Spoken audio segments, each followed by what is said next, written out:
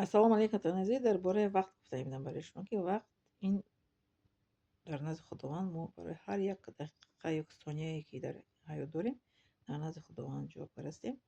هر کسی که برای خداوند خدمت میکند دنیایش را خداوند پر از برکت میکند. برای خداوند چه خدمت میکنیم؟ عبادت خداوند را به جا میاریم، اطاعت پدر و مادر را مثال میکنیم، احترام پدر و مادر را میکنیم، احترام از کلان، احترام مثل اطرافیان، تربیت کودک، اینا هم معنی به وقت حیات ما وابستگی دارد. میگه که در مثل عربی که وقت مانند شمشیر است، اگر او رو نبریدی او تو رو میبرد. وقت از در میدارد، از تیرزه میبرد. برای ما هر یک ثانیه وقتمون در نزد خداوند جواب میدیم. هر یک نفس کشیدگیمون جواب میدیم در نزد خداوند. برای هر یک نفس کشیدگیمون باید ما شکرانه بگیم که الحمدلله که خداوند ما رو مثل که کислород میده، کислородی بیستون هسته. نفس میکشیم به اسم نفس میکشیم. از آدمای بیمورو میشن که آنها چی با کислород محتاج میشن. کислород قدر قیمت میستد. کислород هم قیمت است که دلار قدی میخرن آدمو. اما رو الله تعالی نفسی بیستون میکشیم برای شکرانه میکنیم و خدمتی مثلا برای به خاطر خداوند میکنیم. کسی که برای خداوند میگه که به خاطر خداوند خدمت میکنه الله تعالی حیاتی رو پر برکت میگردونه. چیزی که به خاطر خداوند میکنیم همون خداوند ما اجر به اون برمیگردونه. به خاطر خداوند میسو که پدر و مادر رو احترام میکنیم، اطاعت میکنیم. به خاطر خداوند میسو یک کس دوست میداریم، یک کس یارده میکنیم، یک کس دستگیری میکنیم، یک کس مشکلی شده برش میستیم، یک بیمار میسو خبر میگیریم. به خاطر خداوند میسو با برای بیمار خبر گرفتن این با حدیث مخصوص است که کسی که بیمار خبرگیری میرد که یک شبانه روز ملائکه در حق اون انسان دعا میکنه که خداوند گناه این بنده رو بخش که این بیمار رو خبر گرفت. تصور میکنید هر یک کاری نیکی ما به خاطر خداوند میکنیم که خداوند به ما بو چی میکنه؟ گناه های ما رو به واسه میبخشه، به ما برکت میده در حیات ما.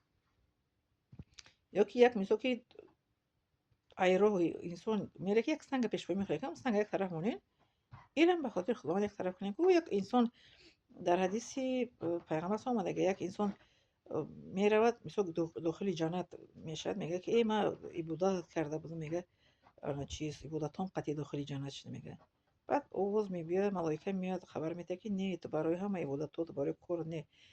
یک روز میگه شب میگه تاریکی ده از روح یک سیم از یک چیز خاصه، یک سیم یک چیزی که برای آدمی که میومد پیش پای میرفته میغلطید همون تو از راه یک طرف کردیم، همون آدم اومدن از راه آزاد گذشتن رفتن. به همین خاطر خداوند تو رو از گناههای کردگی تا بخشید تو رو به داخل جنت گردانید. تصور میکنی برای یک کور، یک آهن، یک سنگ، یک مثل که چوب یا که یک چیزی که در راه هسته، مثل که ما اومدیم دیدیم که همون آدم پس از ما بیاد پیش پای میرفتنده همراه که یک طرف که کردیم انا ما رو الله تعالی میبینه. میگه که در آیت قرآن که از رگ جان بر شما نزدیک هستم، میبینه کارهای ما رو، یک هر یک عمل ما رو در قیامت آنجا حساب کتاب کرده میشه. تصور میکنی برای یک کاری یعنی خاصی که آهن که راه گرفته است انا ما رو ملائکه خبر میده که انا ما رو تو در شب تاریکی مسجد میرفتی از راه بی‌طرف کردی، آدمایی که پس از شما اومدن در راه نرفتیدن و نموردی با اون دو دمیسا که دریاب کردن و از ثواب همون آدم‌ها خداوند همه گناهات تو رو بخشید و تو رو داخل جنت گردانید. برای همین هر یک عمل نیکی ما به چی میگن حساب و کتاب نمیموند. هر یک عمل نیکی ما را ملائکه دست راست ما حساب کتاب میکنند. حتی بینه که انسان اگر یک گناه کند ملائکه دست چپ در حال نمی نویسد، می ایستد که توبه کرد شاید کند، توبه میکند. توبه که کرد خداوند او را میبخشد، توبه که نکرد بعد ملائکه دست چپ مینویسد. ببین الله تعالی چقدر مهربان است که راه بنده‌اش میخوره. برای همین ما باید که دائم در چیز خدمتی به خاطر خداوند مثل که کسی را خرسند کنیم، کاری را آسان کنیم، آدمی را مثل که خوشحال کنیم، کودکی را مثل که مهربانی کنیم، چی میگن بیماری را خبر گیریم، دستی مثل پیری را مثل گیریم ایره گذرانیم. من در آن داشتم بیدم همون خانه که میستادم داشتم بیدم میرفتگیم در 2025 سال او کتاب بر بعدم صاحب خانه خواهش کرد که نبیاره مرا از ره گذران که ایره میگذره بعد مکتب میرفتیم فی سه میخونه و کودک را دست گرفتم ایره گذراندم و طرف خودش فرامد رفت مکتب. بعد او طرف بود بچه که دیگه گفت که хола дасти моро мегири, айрак зарониди, бачак омади забудан. Ҳардушон айда пари дастам гирифтам, дастакошон ду бачаро ба айрак зарондум.